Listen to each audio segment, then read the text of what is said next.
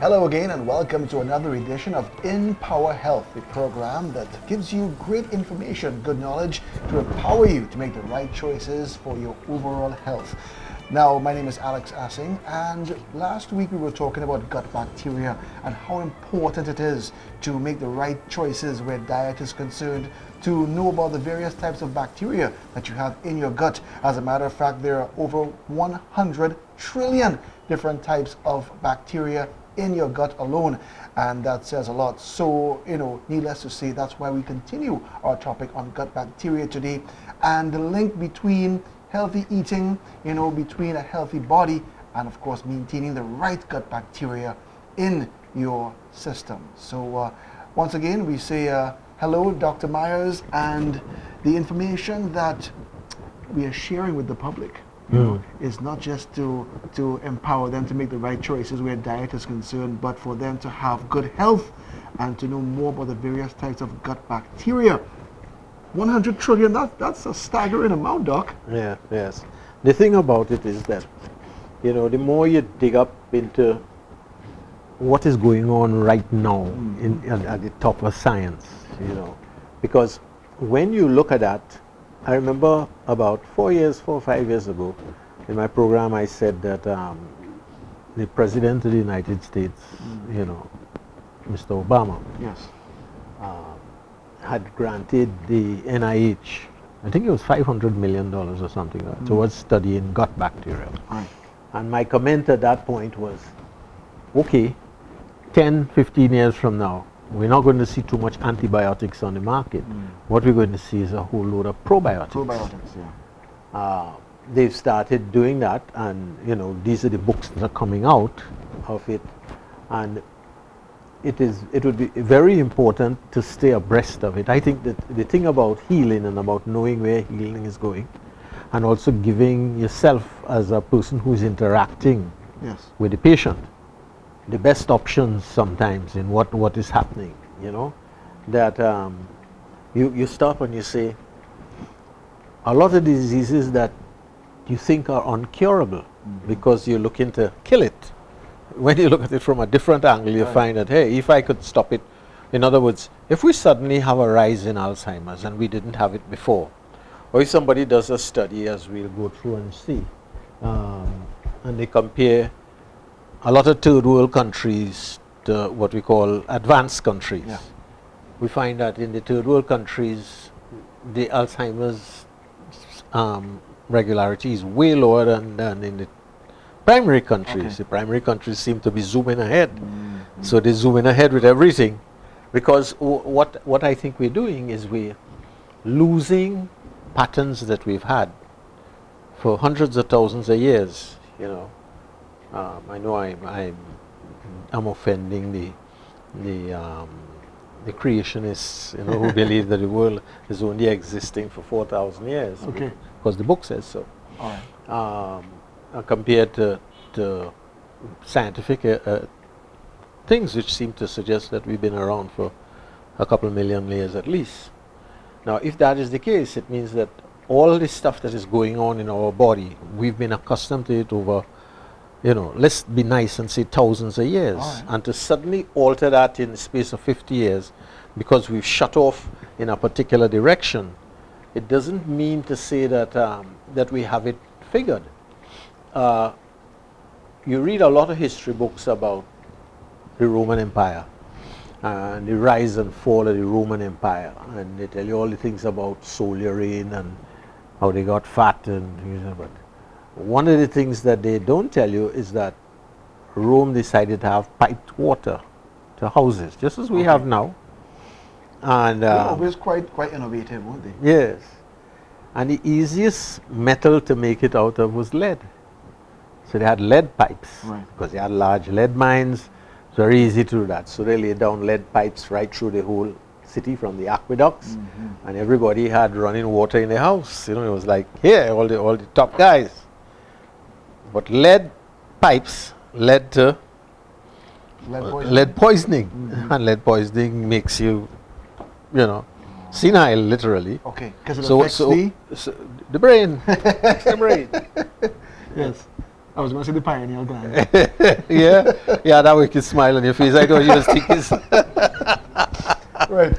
Anyhow, Yeah.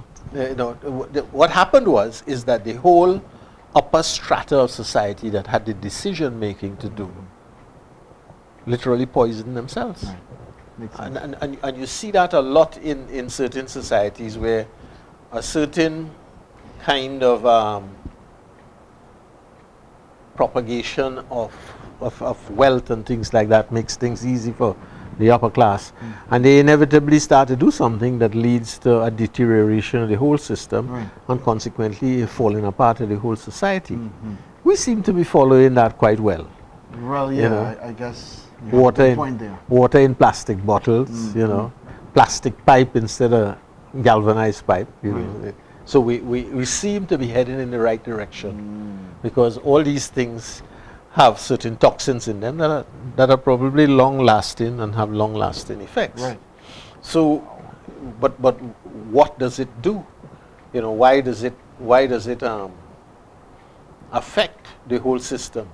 I mean, when you start putting synthetic hormones in the body for natural hormones, you're affecting the whole metabolic progress, not only of one generation, but generations Because to our bodies come. were designed that way.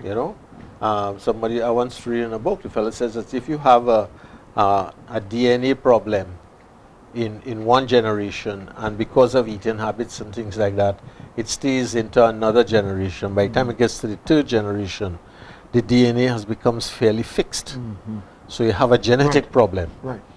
So that you begin to stop and say, wow, like for instance, a lot of this stuff started really with a guy called Mechnikov, right? Eli Mechnikov. Eli Mechnikov. He was a Russian biologist. He was also a Nobel laureate. You see, I got a book here. I thought I'd show the public. Mechnikov, The Origins of Immunology. Yes. Right? He's the guy who started talking about immunology as we know it. That's a good book. And one of the things that he did, as I think I've said before a couple of times, is he went and he studied these people out in mid-Europe there who lived all kinds of crazy ages up in the mountains. And he wanted to know, why were these people living 50, 60 years more than everybody else, 80 years more than everybody else? And the more he looked at it, is the less he came to the fact that it was very simple, that they were eating fermented foods. Yeah. So therefore, the gut bacteria played an infinitely more important role in the system than we think. Now that was 100 years ago. Yeah. It really is. Yeah. So he set down a whole theory on immunology that, win Nobel Prize and things for it. Yes. And now that is only now beginning to come on stream in the sense that you study it. So you begin to understand that lots of times you have discoveries, and because of the lack of cohesion of the theory, going along, It tends to get lost. it tends to get buried. The guy in the book is saying, if Mechnikov was alive now, he'd really be in his glee, because he'd watch all this massive amount of work going on with gut bacteria and the relationships. I mean, when you read and you hear they say that, we do a test with 250 subjects with type 2 diabetes. Right. We looked at people with diabetes, we looked at people without diabetes, and we noted that there was a gut dysbiosis, there's a gut difference in the microbiome. Right. Then if you had a difference, what would happen if we corrected it? So you do fecal transplants, which means you take a little bit of tooth stool, from the other one, grow the stuff, Yeah. right? Take it, put it into the rectum, put it up into the people who have diabetes. That's going to be a high-paying job. right. I would say. I would think. By token, then the guy who empties your cesspit should really be rich. Right? By and large, yes. No, but essentially, what you're saying is that that if you do that, then things should happen. And so we have a thing here where the guy says, okay, we take approximately 250 people with diabetes and we do fecal transplants on them, watch the diet a little bit, and how many got better? All of them. All. Yeah. So what you're saying is that type 2 diabetes is not only the fact that you have hydrogenated oil, that the gut bacteria has a way of helping the body survive. Yes. But it gets even more complex as you go along, because you begin to realize that you have the oil. The oil causes insensitivity in the cells, with the permeability for sugar and insulin and things like that. And then when the sugar stays in the blood, that same oil that is there then turn around and make glycation products with the protein, right, which causes even more inflammation. Of course. Okay? And then you come and you say, well, all that could be fixed if I had the right partner inside there. In other words, if I had the right set of fellas inside there, In the gut, yeah. in the gut, they'd say, alarm, pling, pling, pling, pling, pling. We got Send to out the fix that. troops. Send out the troops. Send out the troops and take down that inflammatory process and take out that, help to change that. So you begin to understand that bacteria are very, very flexible. You have bacteria that lives in a few thousand degrees temperature, and you have bacteria that lives almost dead freezing, minus couple hundred degrees, and you have bacteria that would live in all kinds of very acid or very alkaline environments. Right. These guys are almost invincible. Yes, so they change and they adapt.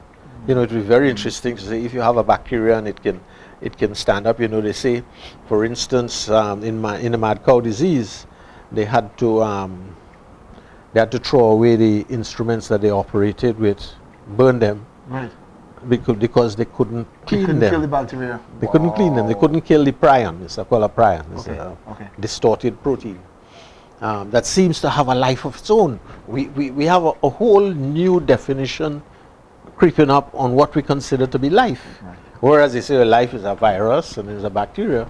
Now I come along and you have this little piece of protein that looks a little funky, and you suddenly find it's doing things. So you have to ascribe that it has some kind of intelligence to it.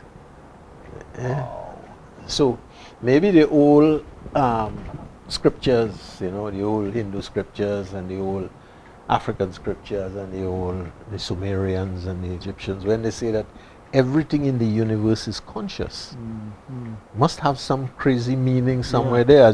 Because as you penetrate deeper and deeper into matter, all matter seem to have an inherent intelligence. Correct. For a kind of self-survival. Yes. Starting with the atom and the way how it, the electrons revolve around it and set up things and join with other things in order to create more complex things. Correct. Maybe you have to change your definition of intelligence and say that is a kind of intelligence. So you have that, and you have the notion. And Mechnikov, when he was doing his research, he came to the conclusion and he said, listen, maybe about 90% of all the human illnesses we have start because of the impeached gut. You don't have the right bacteria. Correct. So now that we're going and we're mapping out, last week we did a thing on some of the bacteria. You're mapping out. Now we've gone back more to the whole broader picture. We went in to look at little ones here and there and see what it does.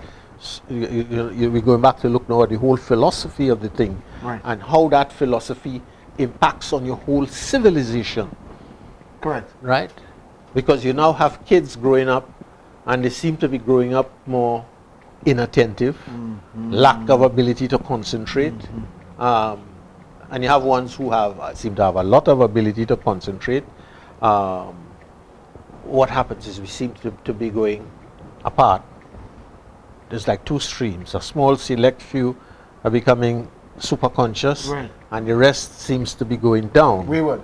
Yeah. What in the society is causing that? If we don't do that, I was listening to a television show the other night, and the guy was saying that long ago in the United States, when a man got up in a community and he said, our children, he wasn't talking about our children in terms of what he did with his wife. Right. He might be in a town, so when he get up in school and he says our children, he's talking about all the children in the school and all the children in the neighborhood. Community. Because there was a community spirit. You understand? Definitely. We used to have that community spirit. Long ago, when you bought a piece of land and you wanted a house, okay, you didn't go to the bank and ask him for a loan to buy the house, because by the time you then had to give it to the builder, and the builder had to make a profit, and the man who doing the thing making a profit. The plans as Yes. well to draw the And then by the blueprints. time you finish now, the money that you owe, the bank has to make a profit over 20 years. Yeah. That's not what you did. You work in and you save up your money and you buy, 30 or 40 bags of cement and you Right. put it in a corner. And you have a few buckets of sand there, right, and some gravel. And then you tell the fellas and they say, hey, weekend, Right. we walk in, Building a house. we will in a house. Yeah. And weekend comes, Make it exciting. right? And your wife and all your friends find some big giant pot that somebody have, Right. right? Pillow. Somebody who are accustomed cooking for weddings and thing, and you rent it, Yeah. and you cook a big giant butter pillow, and you must have a little rum there, otherwise course. the work ain't going on nowhere at Right, all, right. right? And what would happen is everybody would get together, and they'd mix cement, and they'd be carrying buckets of cement in a line and pouring it in, and fellas would be floating it and balance and leveling it. Of course. And by the Skillfully too. end of the weekend, they would have put down the basic foundation of the house Yeah. with all the little rods sticking out for posts, and then you'd buy some wood to make the posts, Right. and then you'd buy a few bricks, and you'd invite the fellas over again, and you'd put up a wall, and then you put up 2 walls. So over a period of 3 or 4 years, the house gradually took shape, Yeah. and then you put on the roof, and you put up some piece of wood for windows, and you moved in. I guess in some communities that probably still does happen. Show me where. Well, I'd can't. be glad to know. I can't. But I'm just guessing maybe because they're living where they probably grow their own food. They probably know what to eat. And maybe there's that link with what they're eating as to how they're performing. When I was small, you could sit in the living room, and one neighbor would pass and leave 2 hands of fig from the bunch of fig that she picked. Right. Then your other neighbor would pass and leave some eggs, because she have common fowl in the yard, Yeah. right? And then somebody else have a cassava patch, so they reap in, so you get some cassava. So by the end of the day, you have this thing. My mother would be cooking bread in the kitchen, and when she finished, she'd have this pile of bread. You think is, oh God, everybody eating bread, and then she said, no, them 2 is for Miss so and so Right. up the road, Yeah. right? She husband is working and things hard, so we can send her 2 bread, right? And she have a little sweet mouth, so I put a little sweet bread with that for her, Okay. right? Yeah. And then you have to carry that up the road. Yeah. You want to say, take that bag, go up the road and give it to Miss so and so, and that camaraderie went on. Yeah. Now, if I go where I was living, I don't know anybody in the street. Oh, I know very few Somebody people. want to rob you. The whole, most probably some little guy come up and say, hey, Where you come from? where you come from? Yeah. No, my street ain't so bad. Okay. So that you realize that the whole camaraderie has changed. Yeah. Now, what is I'm very not doubting that. what is very interesting, I'll give you something to think about, because we starting from a more philosophical basis. Every time you say to think, when you say I have a health show, you say, well, eat 2 carrots and an apple, and things like that, and you're going to be healthy. That's the usual thing. Yeah. And take this, and take this purge, and take this, and you're going to be healthy. It don't quite work like that, you know? No. You gotta break it down and really. You have partners who's be eating all kind of crazy junk, and they seem to be healthy, and people who very, very healthy and seem to be getting sick. So obviously it have other aspects to it. Correct. The point I am making is that this society worked in rhythm, right? When you had parent-teachers meeting in the school, primary school where you're going, it used to have people in the meeting. That's a very good point. You used to have people in the meeting. Yeah, both parents, everybody there. And, Yes, and, round. and everybody in the neighborhood knew whose son was going to high school and whose son wasn't going to high school, who Right. was bright and who wasn't bright, who they push off to go to technical school. You know, we used to think technical school was a bad thing because we were in this British operation, right? Right. And we soon found out that that wasn't so.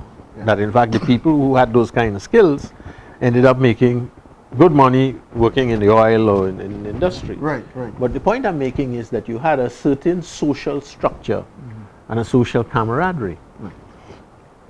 I think that if just so you look at the external social structure with a certain kind of camaraderie, maybe the internal structure that you have with the microbiome Yeah. was a reflection of what was going on in the externals. Right. You're grasping what I'm trying to say? That's what you're saying, yeah. So that cooperation outside reflected inside the person. So everything was going good. We had diseases that killed you, you know, like TB and things like that. We hadn't discovered ways of doing that. We didn't have the bacteria inside us necessary to forestall it. So they had certain diseases that were dominant. Right. But a lot of people lived till very old. You know, I always have a joke. I says, you know, the people who had cows in the backyard and make dahi and things like that, and their own ghee and their own butter. The right kind of bacteria. Right. Those who survived the first few years lived until they were in their 90s and 100s. Yeah. And they lived where the old lady was still in the kitchen cooking. And you couldn't go into a kitchen unless you asked permission. In other words, that was her forte. So it's not until and you had an extended family living in the yard. You know, in everybody. You know, your aunt lived up the road, so that you had a whole support system. Yes. Right? If I didn't like what was cooking in my house, I'd check out my auntie to see what she have cooking. Right. Leave some for me, you know. Now, when you don't like what cooking home, is you're going down the road to check out the nearest junk food place that it has. Yeah, boy. So that whole sense of belonging got lost. And with it, a whole set of problems begin to happen. Now, let's take up a problem, a simple problem. A simple problem is we're here and we're using coconut oil. We have the coconuts. We're taking the coconuts, we're grinding it, we're squeezing out the juice and things, and we're making coconut oil. Have a factory making coconut oil, have people about the place making coconut oil, selling. You had a whole little industry going, right? Thousands of people getting employed. And you was also eating things close to nature. Right? Everything going good. Diabetes almost totally non-existent. Go back and check the statistics in the statistics office, they have it. I believe you. One person in 20,000 or something like that back in the 1930s. And you say, okay. Along comes somebody and they say, that oil is dangerous for you. Why? Because I have oil to sell. I'm going to make sure that my oil doesn't age so it gets rancid like yours. I'm going to use a little technology and I'm going to pump hydrogen under pressure into my oil. And when I pump that hydrogen pressure into the oil, they're going to make the oil stable, and then I'll bring it down nice and shiny in a bottle and say, that is the real oil. Right. And then I will convince you to do it. Not to mention a very expensive advertising campaign. And yes. And then very opportunely, we start getting diseases in the coconut business that we never had before. All kind of crazy disease that you see, which begin to wipe out the estates. Strange enough, very synergistically, at the time that somebody is telling you not to use that oil. So very quickly you end up using the other oil. You use it. The glamorous one. Yeah. Now because that glamorous oil sickness doesn't knock you down, but it takes away your immune system, and the disease causing factors are slow to operate. It operates over generations. Very slowly it begins to creep in. You don't see it until 50 years later. You get up and you look and you suddenly realize, hey, 1 in 10 people have diabetes. Where did that come from? And then you're going to have some dork in the society who will tell you it's hereditary. It wasn't there before. All of a sudden it becomes hereditary. Everybody believes that. And everybody believes it. Just as how they believe the guy who come and say hydrogenated oil, nobody looked at what they were doing and said, well, what we're doing is right. Let him keep his oil. You know, somebody comes and tell us, this is good. Right? You know, the other day I see a multi-level marketing product come out, and they have all people on the television saying, "Oh, that's good for you. I got better. There it is." Costs 3 times the price of the ordinary one, which is totally natural. Yeah. And everybody rushes out and buys it. And then everybody comes and sits in my office and says, "But I bought this thing, and they said it was good. It had a whole heap of people on the television saying it was good and how much it cured this and it cured that, and nothing happened for me." And I say, "You believe in Santa Claus?" Good question. You know, and because there are no easy cures for nothing. Correct. Right? Correct. If you have a situation and you have arthritis and it has developed over 15 years, you're sure as hell ain't gonna find something that you're gonna take that will cure you permanently with 2 or 3 drinks, 2 or 3 pills. No, obviously not. And anybody who's making that claim is obviously selling you something. They certainly ain't selling you health. They're selling you rip-off, right? And then everybody who hands it pass through has to make a profit. So what we do is we do not develop our sense of rationalization, perception by looking at what we have, looking at what somebody is offering you, and then saying, "Well, why is this person offering it to me? Are they goody two shoes? Yes. Can I see the angel wings on their back?" You know? And then somebody will say to me, "It have bad angels too, you know." There you go. Right? So in anything that you do, you find that you have this dichotomy. When you live in a small country like this, where you get pummeled, you get all the junk from the rest of the world dumped inside here and advertised as being super duper, you lose your perspective on what is healthy and what isn't healthy. You know, I always say that I go to the grocery and I have a sad kind of fun. I call it a sad kind of fun because you watch a lady coming up to the counter, pre-packaged cake, pre-packaged biscuit, pre-packaged flour, Processed peas. yes, processed peas in a tin, you know, Fluoride toothpaste. fluoride toothpaste. Bread. You're the ball boy. Now, For real. inside that, it ain't have a single vegetable, you know, not a single vegetable, and then bottles and bottles of juice, right? You know, I have a friend, he tell me, say a guy opening a juice bar. So he went somewhere down the road where they're selling all these various essences, you know, Okay. because he going to make stuff to sell you that is supposed to be healthy. So you're going to get your pineapple drink. Right. What it is going to be is something, however you throw in it, and then you can put some pineapple flavor in it. Oh my God. So when you think that he blend up pineapple inside there, all he do is he do synthetic pineapple, which probably made with petroleum products, right? So he says, he went to the partners, he asking the guy behind me, he said, "Which one of these is natural?" The guy said, what do you mean by natural?" He doesn't even know. He said, "Everything here is synthetic." Yeah. And the guy's going to buy it and he's going to sell it and he's going to set up a juice bar somewhere or a punch bar and he's going to put all these synthetic tastes in it and you're going to run and drink it and think, "Hey man, are good." Good healthy know. drink. And then he'll understand that if you put a little ginseng in it, it will make you feel peppy. So everybody spread the word. There's a good juice bar down the road, you know. Everything is false. Yeah. Yeah. Everything has lost its meaning because there is no social responsibility. Right? And so you say, we're talking about gut bacteria. The guy who is growing chickens decided that he wants to get his chickens a little fatter. Antibiotics are very cheap. So he recognizes that if he had an illness in there and he fed the chickens some stuff, some antibiotics, which cured the chickens, it was good. He didn't lose a lot of money. Yeah. But he also noticed that the chickens came out with a little bit more weight. Right. Ooh, profit. Right, profit. So he does a quick calculation. Well, the pill cost me, 20 cents a pill or 10 cents a pill. I use 3 pills per chicken. Wow. That's 30 cents.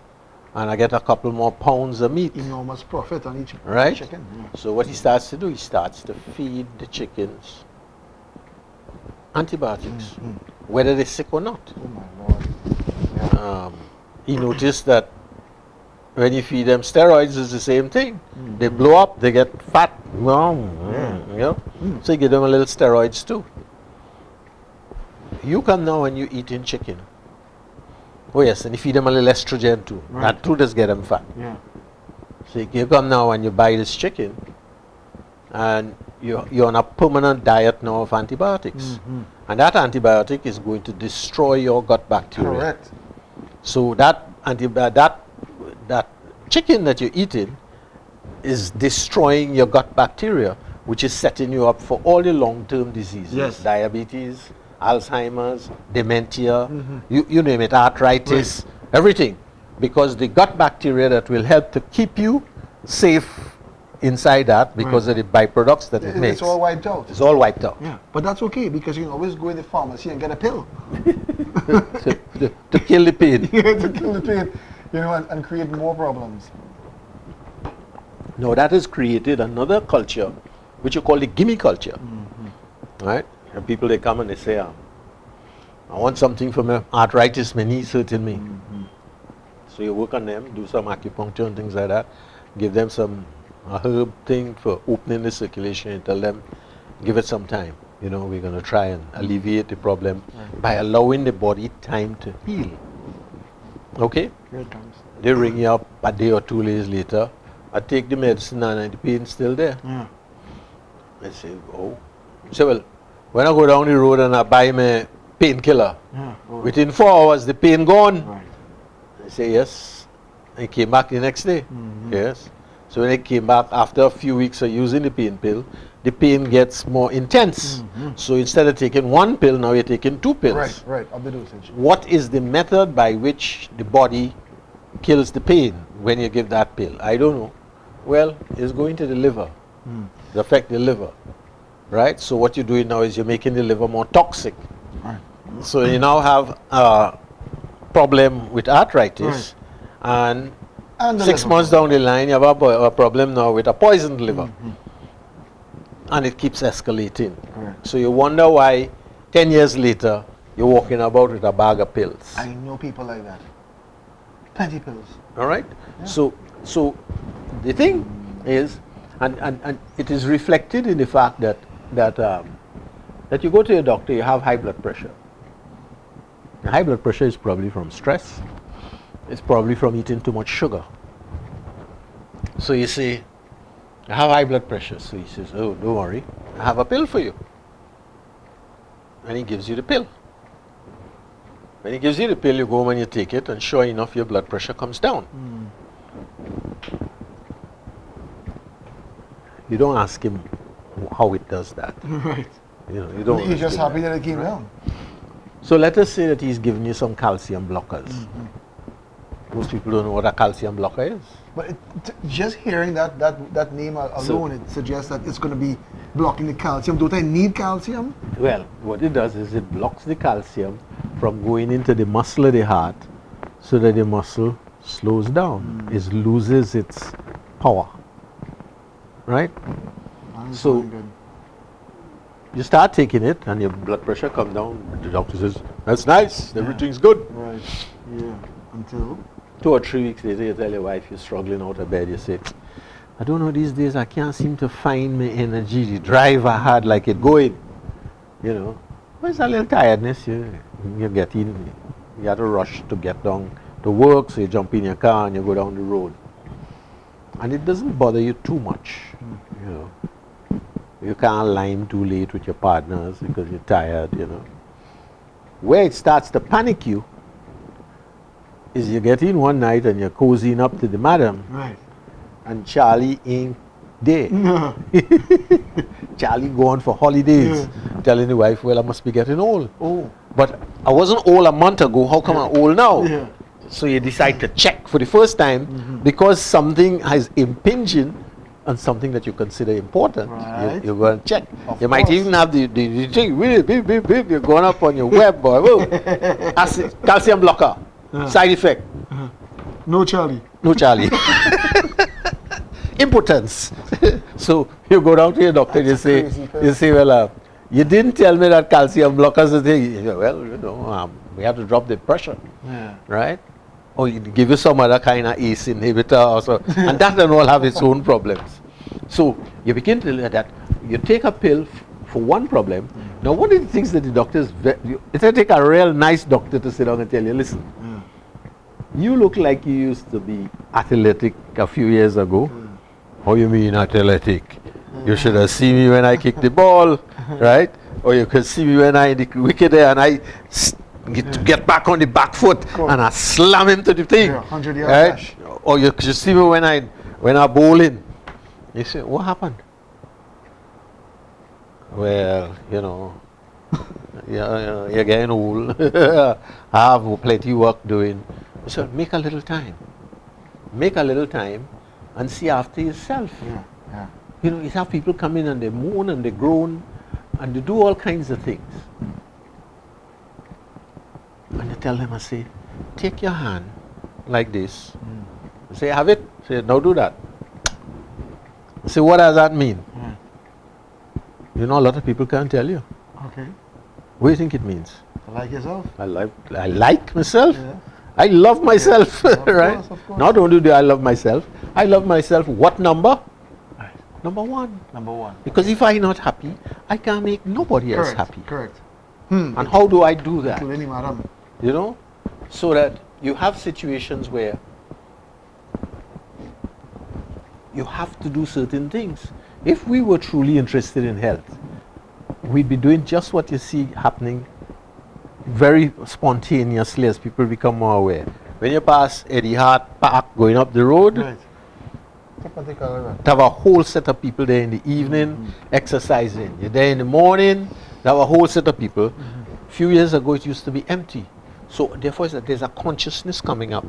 Why is the consciousness coming up? Yeah. Because of the amount of illnesses that we have in this society. You see a lot of people jogging over for an hour Right? a day. Yeah. So because of the whole symptoms of the society, what your doctor doesn't tell you is, why aren't you outside there? Get up a little, half an hour extra in the morning, go out and take a little jog. Feels so good. Take a little jog, come back, take a nice bath, sit down, eat a sensible breakfast, and go off to work. You go off to work energized, you go off to work feeling better. Of course. And that blood pressure problem that you have is going to disappear. Correct. It's going to disappear because it's going to make your arteries flexible again.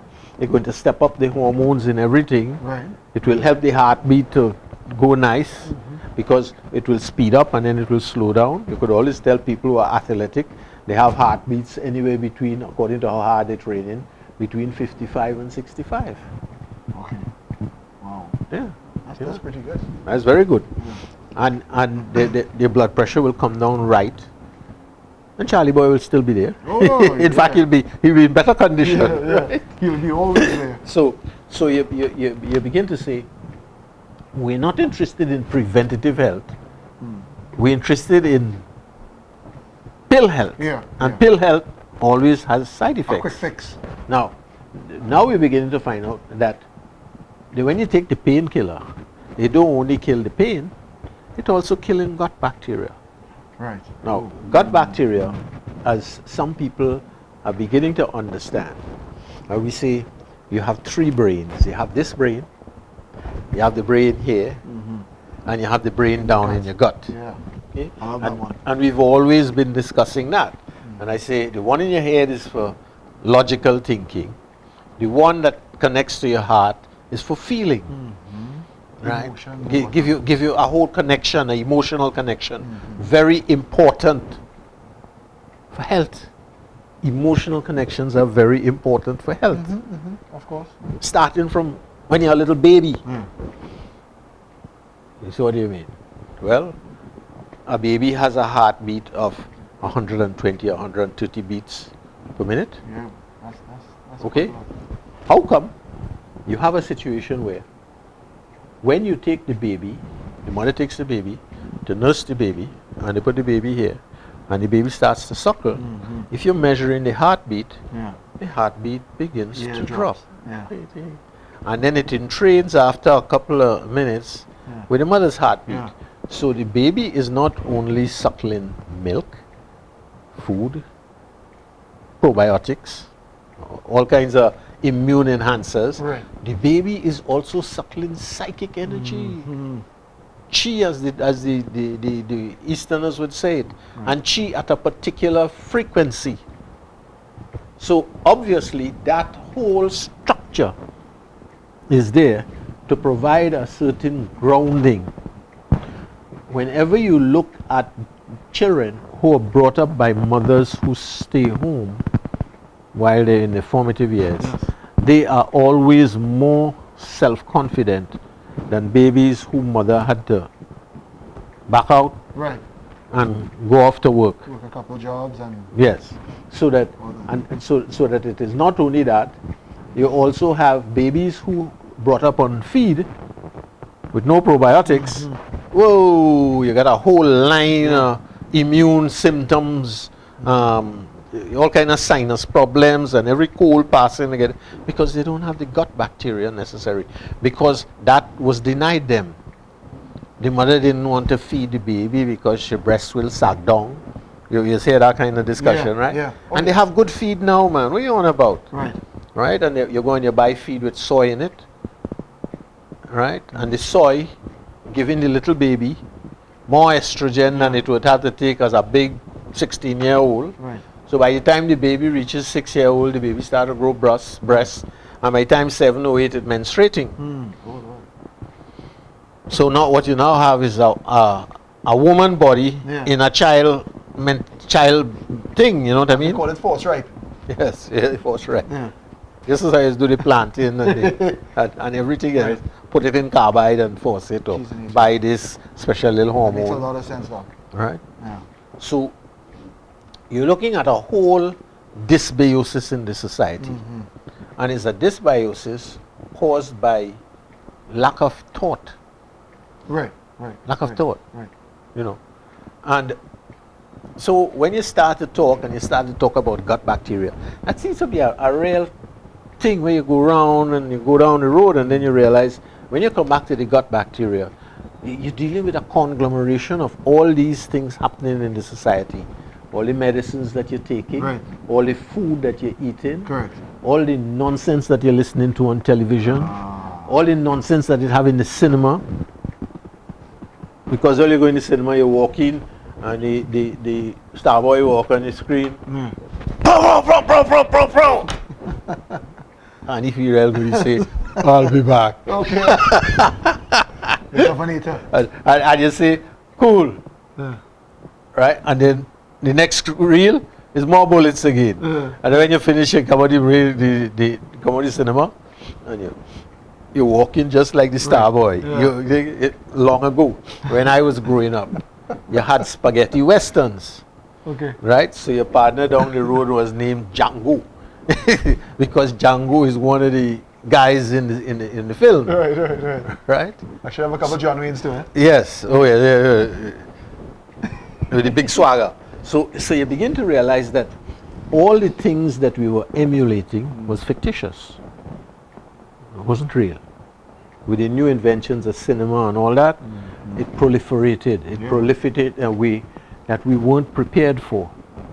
The foods that we eat and all the processed foods, as we learned a little bit of science about food spoilage and things like that, we're not protecting for. The long-term effects of it we don't think about. Right. When a guy has an apple and a fruit or a vegetable, and he said, well boy, it would be nice if I could send that vegetable down to Trinidad, to sell. That will increase my market size. But by the time I reach down there, even though I have it in the refrigerator, it will get rotten. Right. It won't sell. It will taste bad. Yeah, sort of right. So he puts it in a nuclear reactor and he slams a whole heap of radiation in it, which kills all the enzymes and everything, and it stand up nice. And he throws some wax on it or something, Right. and he put it in a thing and he send it down This for you. is shiny and nice. Yes. Right. So all your apples there, all your vegetables, which normally would die in a couple of Looking like They days, were just picked. you put them in your fridge, Right. And 2 weeks later, you're still using out of it because it ain't started to change yet. Right. When you do pull it on, you put it on the counter, it doesn't deteriorate like normal because it's been nuked.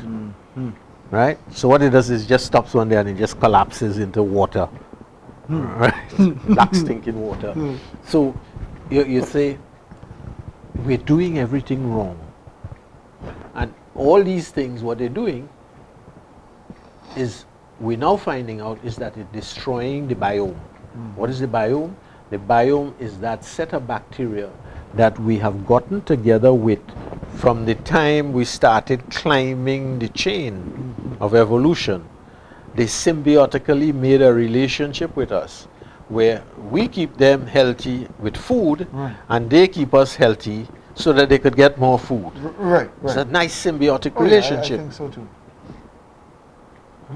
And you have to look at it, and you have to look at it in that philosophical concept before you begin to go down into it, to realize that once you change the whole philosophy of how nature was moving, that you're going to have severe consequences.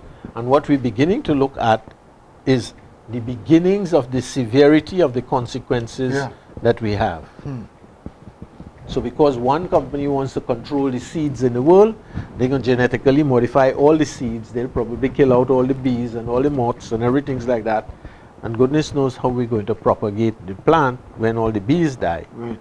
Because you read now that, for instance, in the States, I think it was 2 years ago, they had to import bees from California into Florida because the bees was pollinating the oranges, had a massive die-off. One of the pesticides or something knocked them out. And today, and like all things, you only get in a set of obfuscation. That could be a worldwide crisis. As to what it really is. We have the same thing here. It is happening. So you have this thing, and you say, Mechnikov comes in, he says, it looks like 90% of all the diseases we have is controlled and is balanced by the balance that we have of the gut bacteria that is inside us. Now, isn't it very strange that we talk about health all the time? It's only recently I started hearing about probiotics and what probiotics can do and what it can't do. Right. You follow me? So you say, what happens? There are two lines of thought in the development of bacteria and viruses. There is one that says that bacteria and things, a lot of it develop inside you due to changes that you have in the environment of the body itself. Right. Yeah. And there's another thing that says no, the bacteria comes in from outside. Okay. Okay. All right. One is our good friend who developed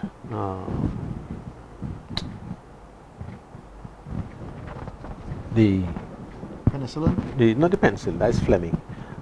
Developed Pasteur, who developed vaccinations. Okay. And you have his good friend who worked in yeasts for breweries and things like that, as Pasteur and Beauchamp. That's right, Pasteur and Beauchamp. Okay. And Beauchamp said no, bacteria don't develop like that. You could have a situation where you have inflammation in the body, and since certain types of TB bacteria is very good at disposing of the inflammation, the body could actually make, this bacteria that will go in there, clean it up, and then it will disappear. The body will take it back down. So one appeared to be more flexible than the other one, and there's still a lot of arguments going on in either camp for it. So the point I am making is that maybe one of the reasons why a person would have a certain type of bacteria is because of a certain mental attitude, which creates a certain habit, which then creates a certain type of bacteria. Right, right. So it changes. Yes, so let me put it this way. If a person develops a habit for eating a lot of sugar and a lot of carbohydrates, then the body would call for the processing of that. So what would happen after a while, the person would develop more Firmicutes bacteria that can process the sugar and processing things. And in doing that, it would also make the person fat, right? When the person is fat, mentally they feel more safe. You know, there are other people, they don't want to get thin because they don't want anybody to look at them and all sorts of things like that. You know, ever heard anybody saying that? Not really, but I see. So it would appear that not only do you develop in your structure, in your gut structure, certain types of bacteria that has a similar rhythm to certain emotions that you have, but that bacteria would exist only in a certain part of your gut. yes. Because that part of your gut has a particular vibration. Right. So, for instance, when you start looking at how the body absorbs nutrients, Yes. you learn that certain parts of the small intestines would take up vitamins of a certain type, and certain parts of it will take up more minerals. Right. And the minerals wouldn't be spread out across the whole gut. It would be in a certain place where you have a certain type of villi that works with vitamin D3, and that section will develop that. So it seems as That's amazing. your whole part, your whole body, Yeah. right, exists in a certain kind of vibrational frequency. You get what I'm feeling? Of course. What I'm trying to point out to our listeners is that we tend to take things and make it simple, you know, put it in a little pocket and stuff it there and say, well, I have the answer for that. And we stuff it here and we have the answer for that. So you have a profession, and you have an endocrinologist, and you have a neurologist, and you have a bone specialist, you know, and each specializes in their own field. But the whole thing is not connected. Right. Now, you do have a certain type of doctor who kind of has a All the whole information. lot of things. Yeah. And when he takes about 20 years to become that emergency specialist kind of thing, and when he gets there, you can't call him anymore. You don't call him doctor anymore. So if you meet him in the hospital, he's running the whole scene, telling everybody what to do. It's Mister. Yes. He's so big that he's gone past doctor. Right. But maybe what we have to do is we have to go back to that whole kind of Renaissance thinking, I think so. in that we have to allow a whole cross spectrum of thought to come in, so we don't pocket these things. Maybe this pocketing of things was designed so that you could keep knowledge in pockets, but knowledge is not made to be kept in pockets. You know, a child who goes to lessons and learns to play the piano when they're small will understand a certain type of physics and mathematics when they grow up, because that progression and that rhythm has the same rhythm when you come to certain phenomena and certain types of theorems and things like that. Understand? Because they both follow the same pattern. So somehow or the other, by playing the music, it makes them easy to understand, you know, in certain types of mathematics. So I just thought we'd talk about that before we go back and talk about, you know, the bacteria and how the bacteria thing and what it's doing, so that we put it in a whole context. So somebody will say, all right, well, just give me the right bacteria and I'll go be all right. No, Understand? No. It's not like that. No. Nothing in this world is like that. The body is so complex, and there's so much to be learned. But like you said, you know, instead of just treating an ailment, you know, giving it a quick fix, we have to get the information, the history, the knowledge to know how the body works, where we came from. I'll give and you where another we're going example to. before the cameraman cut us off. is that you're sitting here and you're doing everything right, and your neighbor across the road have a cell tower, and the cell tower is generating frequencies, Cell towers. Yeah. and that frequency is good. Everybody could talk on the cell phone, nice, but because you're close to it, it is altering the frequency in your body Yes. from its natural state. So everybody in that area, for a certain area, have a much higher level of cancer than persons who live outside that area, because it is a synthetic frequency is interfering with the natural frequency between the sun, the moon, you, and the earth. You're being reprogrammed. Yes, you're being reprogrammed. Very aptly said. You Yeah? know? Yes. Oh my goodness. So maybe we ought to get Windows 10 or something. I don't know. But it seems that, you know, I'm really, really glad that we had this information, Doc. I know that we just hit the tip of the iceberg. There's so much more to be learned. And I guess, you know, now I understand why they say you are what you eat. You are what you eat, you are what you feel, you are what you see, you are what you hear. Correct. Yeah. And it all traces back to the gut and the bacteria that we have in there, what you put in your system and how you live. You know, Doc, great stuff. This is how I have to say, we don't end the topic. This is how we end this episode of In Power Health. We will continue to talk about the various types of gut bacteria once more, and giving the information as the doc, you know, does his research and shares it with us here on this very informative program. My name is Alex Assing. Please join us again for another edition of In Power Health.